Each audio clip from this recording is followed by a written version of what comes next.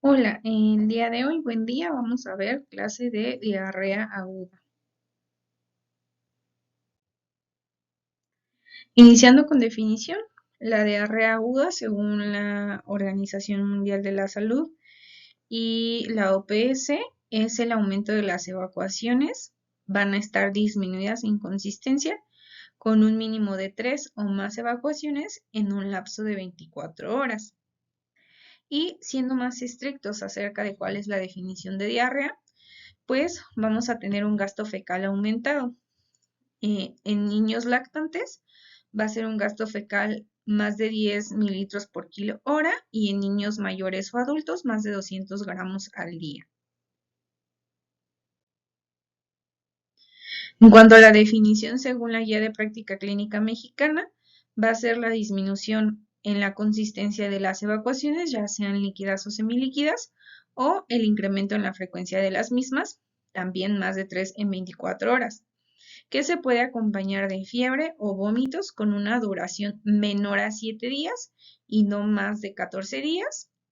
Esto hablando específicamente de diarrea aguda. Más de este periodo, más de 14 días, ya podemos clasificar la diarrea de otra manera. En cuanto a la clasificación, como lo mencionaba previamente, va a clasificarse por tiempo, va a ser aguda cuando sean 2 semanas, persistente cuando sean de 2 a 4 semanas y crónica que sean más de 4 semanas en una forma continua u 8 semanas en forma intermitente. Y de acuerdo a su fisiopatología, se va a clasificar como osmótica, secretora, inflamatoria o algunas alteraciones en la motilidad. Hablando un poco sobre epidemiología, a nivel mundial va a tener una incidencia de 1.7 millones y una mortalidad de hasta 700,000. Y en México, en el año 2000, esta era la cuarta causa de muerte en niños menores de un año. En el 2005 se presentaba en un 61.3 de cada 100,000 recién nacidos vivos y en el 2006 era el 16.6 de las consultas médicas, siendo la deshidratación la principal complicación. En los lactantes, el 90% va a ocurrir en menores de 18 meses y es más frecuente la diarrea aguda en países en vías de desarrollo. En cuanto a factores de riesgo, vamos a tener los factores relacionados con el individuo y también los relacionados con el medio ambiente. En cuanto a factores de riesgo relacionados con el individuo, vamos a tener a los recién nacidos prematuros o antecedentes de prematurez, niños que tengan una lactancia materna exclusiva únicamente por 4 meses o que se inicia una alimentación complementaria tardía, es decir, que se inicia cuando tienen más de 8 meses de edad. Cuando llegan a tener lactancia materna pobre o no tienen ningún tipo de lactancia materna, la ausencia de la inmunización contra el rotavirus y también el antecedente de tratamientos con antibióticos.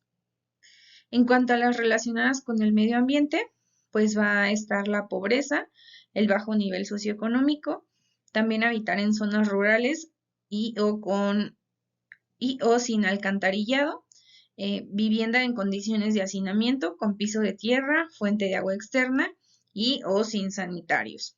También la exposición a alimentos y agua contaminados.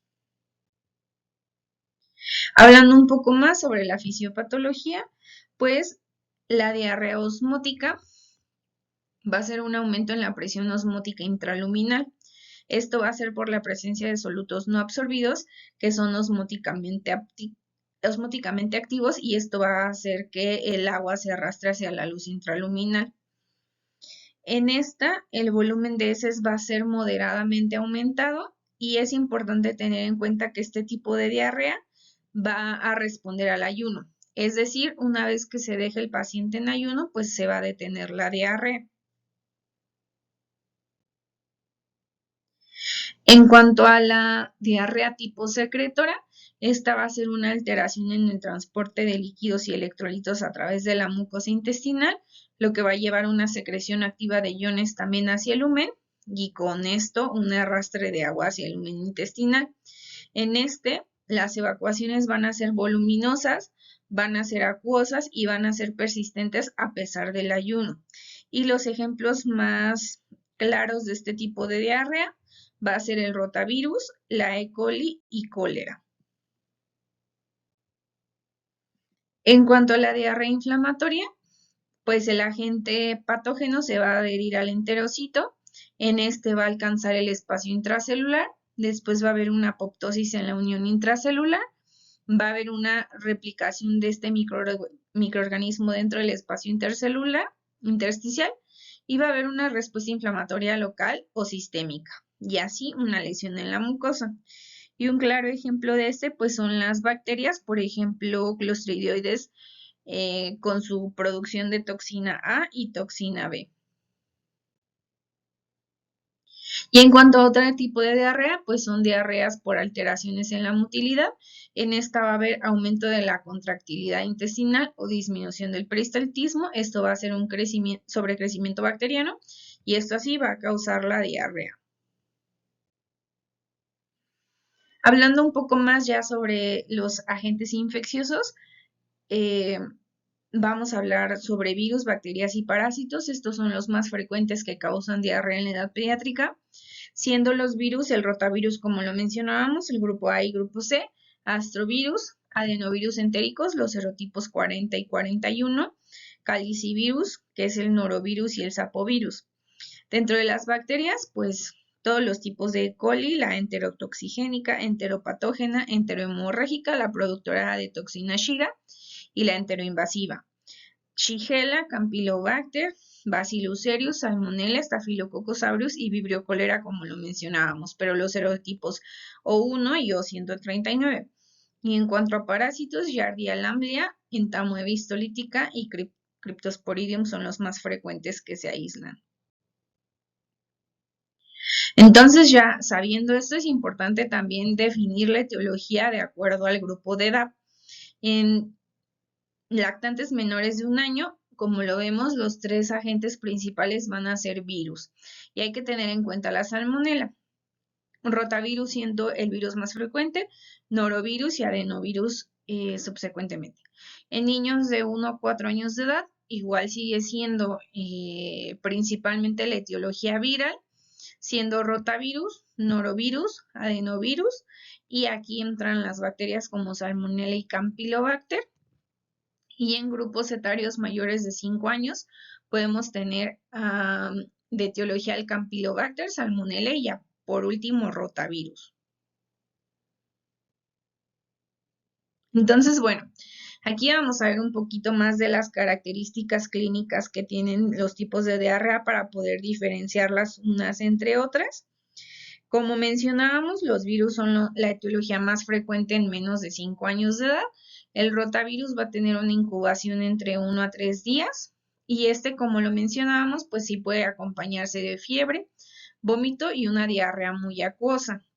En cuanto al norovirus, va a tener una incubación de 12 a 48 horas y este es más frecuente en brotes, en donde va a haber vómito y diarrea que va a estar por 2 a 5 días y puede o no tener fiebre. En cuanto a la salmonela, pues va a tener un periodo de incubación de aproximadamente 6 a 72 horas. Esta pues se va a caracterizar por un comienzo agudo, va a haber fiebre, va a haber dolor abdominal y la diarrea va a ser acuosa y se va a autolimitar. Esta se va a relacionar también a alimentos contaminados y también la podemos ver cuando hay resistencia a antibióticos. En cuanto a Shigella, tiene un periodo de incubación entre 12 a 48 horas y esta sí es la causa más frecuente de disentería en menos de 5 años, sabiendo que la disentería son las evacuaciones con sangre. En esta va a haber una fiebre alta, va a haber anorexia, náuseas, va a haber dolor abdominal y la diarrea acuosa o también va a tener la diarrea disentérica. Hay que tener en cuenta y no olvidar que también la Shigella puede dar manifestaciones neurológicas como encefalopatía o algún tipo de crisis epiléptica. Y en cuanto a Campylobacter, va a tener una incubación de 1 a 7 días. Está relacionada con zoonosis, esto en países desarrollados, y en esto también va a tener diarrea acuosa o disentérica y también va a estar relacionada con presentación de síndrome de Guillain-Barré. Entonces, otra vez, hablando un poco más sobre los datos clínicos, la diarrea viral van a ser evacuaciones líquidas muy abundantes, el vómito va a ser persistente, fiebre alta, más de 38,5, 39 grados, y pueden llegar a tener síntomas respiratorios también los pacientes. En cuanto a la bacteriana, como lo mencionábamos, va a haber fiebre, va a haber dolor abdominal y pues va a haber disentería. Y como lo mencionábamos previamente también, los síntomas neurológicos. Y en cuanto a las parasitarias, no va a haber fiebre, no va a haber dolor abdominal y la diarrea va a estar persistente. Entonces, ¿qué debemos de preguntar en caso de una diarrea aguda? La frecuencia y la consistencia de las evacuaciones, si hay sangre o moco en ellas, también si hay fiebre o no, si el vómito está presente o ausente y con qué frecuencia hay vómito. También si hay dolor o no abdominal y algún otro síntoma respiratorio como rinorrea o dinofagia o tos. Entonces, hay que tener en cuenta dentro de la evaluación la anamnesis, algún viaje previo, la asistencia a guarderías, la presencia e intensidad de la sed. Esto nos da como un poco de datos indirectos sobre deshidratación, la alimentación y los líquidos administrados o líquidos suspendidos. Si es que, por ejemplo, en los lactantes, la introducción de algún tipo de alimento nuevo en la alimentación complementaria, si tienen o no lactancia materna, y es muy importante aquí preguntar la diuresis en las últimas 6 horas para poder saber también el estado de hidratación del paciente. También hay que preguntar medicamentos o algún remedio previamente administrado. Hay que hacer la exploración física y no olvidar el cuadro clínico de acuerdo a la etiología que mencionábamos. En cuanto a estudios de laboratorio, pues los estudios de laboratorio no van a ser necesarios en los casos de diarrea aguda. Estos se van a estar indicados cuando tengamos diarrea persistente. Como lo mencionábamos, los parásitos son la causa más frecuente de este tipo de diarrea. Entonces, ahí el tipo de estudio que vamos a pedir como coprocultivos o examen de heces, que es el coprológico, o el coproparasitoscópico. Entonces, también hay que tener en cuenta que no todos los coprocultivos nos van a ser positivos, entonces hay que pensarlo 2 veces antes de solicitarlo el estudio. Como lo mencionábamos, es raro que se identifique un agente enteropatógeno, a veces se identifica en un 2%, y también los resultados van a estar disponibles 3 días después de que se hace el estudio, y esto seguramente ya el cuadro clínico se autolimitó. Además de que tener en cuenta la presencia de portadores sanos de agentes entéricos va a complicar la interpretación de algún tipo de resultado. Y hablando principalmente también de la deshidratación, esta va a ser la principal complicación de una diarrea aguda y también es de las principales causas de hospitalización en pacientes pediátricos, siendo la principal causa de muerte en niños menores de 5 años de edad. Entonces, la evaluación de la deshidratación va a ser la diferencia para cambiar el pronóstico de estos pacientes. Esta tabla es muy importante tenerlo en cuenta porque nos hablan sobre síntomas y signos sugestivos de deshidratación, hablando sobre datos clínicos. Los datos clínicos que conocemos como turgencia cutánea, el llenado capilar, la respiración, el tipo de mucosas, cómo están, si están secas o no, la diuresis, la presencia de sed, las fontanelas en menores de 2 años de edad, la perfusión periférica, cómo están los ojos, si están hundidos o no, si hay lágrimas o no, si el pulso está disminuido o está rápido, la tensión arterial, si ya hay datos de hipotensión, la frecuencia cardíaca, que hay taquicardia o no, y el estado neurológico. Estos datos clínicos son datos clínicos subjetivos. Sin embargo, en la parte de arriba vamos a poder clasificar la deshidratación de acuerdo a la pérdida de peso. Entonces es muy importante siempre que tengamos nuestra valoración de nuestros pacientes con diarrea, tener en cuenta el peso previo o el peso que tenemos actualmente, que sería el valor más objetivo para poder clasificar la deshidratación. En niños lactantes, que son los menores de 2 años de edad, una deshidratación leve va a ser cuando pierden menos del 5% de su peso, una deshidratación moderada cuando hay pérdida del 5 al 10% y una deshidratación grave cuando hay una pérdida mayor al 10%. Y en cuanto a niños mayores, es decir, mayores a 2 años de edad, va a haber una deshidratación leve cuando tengan una pérdida de peso menor al 3%, una deshidratación moderada cuando haya una pérdida de peso entre 3 al 9% y una deshidratación grave cuando tienen más de 9% de pérdida de peso. Y actualmente la clasificación de diarrea según la OMS, pues nada más sería diarrea aguda sin deshidratación, diarrea aguda con datos de deshidratación y diarrea aguda con deshidratación grave. Ya hablando sobre el tratamiento, pues nos vamos a enfocar en los medicamentos, en la nutrición y en la hidratación.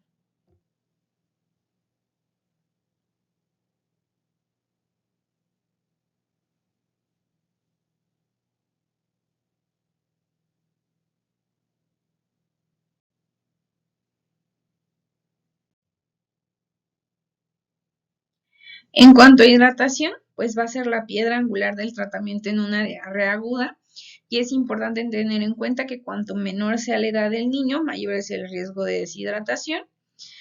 Saber evaluar el estado de hidratación, pero como ya lo dijimos, el parámetro más eficaz o más objetivo para valorar el grado de hidratación es la pérdida de peso.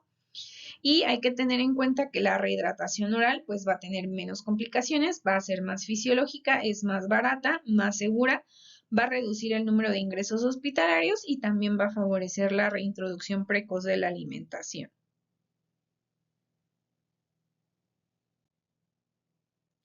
Como sabemos, los electrolitos orales son el tipo de electrolitos ideales para poder reiniciar la hidratación en casos de diarrea aguda y estos son los componentes de la última formulación según la OMS del 2022 que tienen 75 mil equivalentes por litro de sodio, de potasio hay 20, de cloro 65 mil equivalentes por litro, glucosa 75 milimoles por litro y va a tener una osmolaridad de 245 miliosmoles por litro.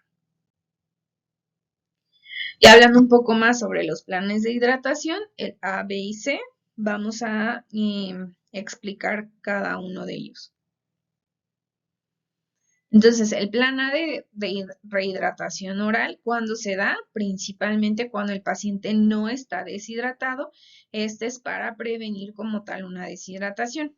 En este vamos a continuar con la alimentación normal. Es importante que en los niños que toman fórmula o pues lactancia materna, no suspender nunca la lactancia materna y las bebidas pues vamos a darles vida oral. La indicación de vida oral en niños menores de 1 año o menores de 1 kilo van a ser 75 mililitros. Estos se van a dar después de cada evacuación o después de cada vómito. Y niños mayores de 1 año o más de 10 kilogramos van a darse 150 mililitros después de cada evacuación o vómito.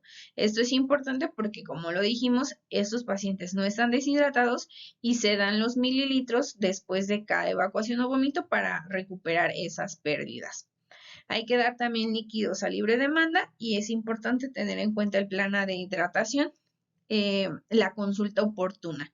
Más adelante veremos un poco más sobre cuándo debemos de volver o ir a una consulta médica para una revisión nueva.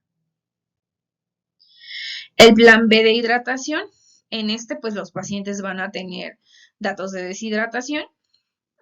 Vamos a utilizar Vidasol oral, la indicación es 100 mililitros por kilo en 4 horas o 25 mililitros por kilo por hora. En este, si nuestros pacientes mejoran y se hidratan, podemos continuar o regresar al plan A de hidratación. Si hay vómito o los vómitos persisten, está indicado en el plan B de rehidratación poner una sonda nasogástrica, que es la gastrosclisis, para poder continuar la rehidratación con el Vidasol oral por la sonda. Si fracasa nuestro plan B de hidratación, pues hay que indicar un plan C. Y el plan C es la terapia endovenosa, esto para choque hipovolémico, va a estar indicado 100 mililitros por kilo de solución Hartmann o una solución salina al 0.9%. En la primera hora habría que pasar 50 mililitros por kilo, en la segunda hora 25 mililitros por kilo y en la tercera hora 25 mililitros por kilo también, y revalorar una vez terminado este tratamiento para poder saber si es necesario continuar con este tipo de plan o poder regresar al plan B de hidratación. Entonces, también aquí hay otra sugerencia, la hidratación intravenosa. Esto para niños sin estado de choque. Inicialmente vamos a dar todavía por vía oral o utilizar una sonda nasogástrica con una infusión de 5 mililitros por kilo con una solución de rehidratación oral y revalorar cada 30 minutos por 2 horas. Subsecuentemente vamos a dar entre 5 a 10 mililitros kilogramo hora, alternando una solución de rehidratación y una fórmula durante 4 a 10 horas. Y en niños con choque hipovolémico, inicialmente podemos dar 15 mililitros por kilo de solución isotónica, ya sea Hartmann o salina al 0.9%, para una hora, repetir en una ocasión si es necesario y subsecuente, si no hay respuesta, una transfusión a 10 mililitros por kilo para 3 horas, específicamente de soluciones isotónicas. Ya hablando en cuanto a nutrición, es importante o prioritario obtener nutrientes para poder mejorar el estado clínico del paciente. Esto también para que haya una regeneración de la mucosa intestinal. Como lo mencionábamos, no hay que suspender la alimentación y la alimentación tiene que ser igual. En cuanto al ayuno, está indicado en caso de choque hipovolémico o podemos dejar un ayuno transitorio de 6 horas. Hablando sobre lactosa, es importante saber que la deficiencia de la lactosa va a ser transitoria, pero no va a estar contraindicada darla durante los episodios de diarrea. Solamente la restricción va a ser benéfica para reducir las pérdidas y acortar un periodo diarreico en niños que tengan alteraciones en la nutrición, estén malnutridos o deshidratación grave. En cuanto a la lactancia materna, no hay que suspenderla y hay que continuarla si es que ya son niños que tienen alimentación complementaria más lactancia materna. Las fórmulas infantiles, en caso de que un bebé las utilice, no hay que diluirlas, esto porque cada fórmula tiene una preparación específica y si cambiamos la dilución podemos cambiar también la osmolaridad de la fórmula y así la tolerancia a la misma. Y como tal, continuar la alimentación habitual como lo mencionábamos, siendo así evitar nada más alimentos con alto contenido de grasas y evitar algún tipo de irritante. Y en cuanto a medicamentos, específicamente hablaremos de los únicos medicamentos que están aprobados y estudiados en la edad pediátrica. Principalmente el ondansetron, va a estar indicado cuando lleguemos a tener vómito intenso que va a impedir la alimentación. El mecanismo de acción es que va a ser un antagonista selectivo de los receptores 5-HT3, por lo tanto va a actuar a nivel central y va a disminuir el 50% de los vómitos en pacientes en 24 horas. En cuanto a por qué lo usamos, es porque reduce la necesidad de una hidratación intravenosa y la dosis es de 0.15 miligramos kilogramo dosis. En cuanto a los medicamentos antidiarreicos, el principalmente aprobado pues va a ser el racecadotrilo, la marca más conocida es el Hidrasec. Va a ser un inhibidor de encefalinasa intestinal. Va a tener un efecto antisecretor fisiológico y es importante aquí porque no va a alterar el tiempo de tránsito orocecal y va a regular la eliminación de agua y electrolitos. También va a reducir el sobrecrecimiento bacteriano y esto es importante porque, como menciona, que no altere el tiempo de tránsito orocecal, es importante que es el único que se aprueba para uso en pediátricos respecto a otros antidiarreicos. La dosis va a ser de 1.5 miligramos kilogramo dosis y aquí hay un cuadro en donde más o menos te explica cuánto es la dosis que debemos de administrar.